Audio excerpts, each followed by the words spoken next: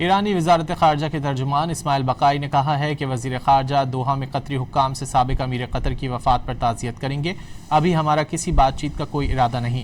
اسماعیل بقائی نے کہا کہ امریکہ نے اپنے وعدے پورے نہ کر کے مفاہمتی یادداشت کے تحت اپنی ذمہ داریاں ترک کر دیں۔ ان کا کہنا تھا کہ جب دوسرے فریق نے اپنی ذمہ داریاں ترک کیں تو ہمیں بھی اپنی ذمہ داریوں سے گریز کرنا پڑا۔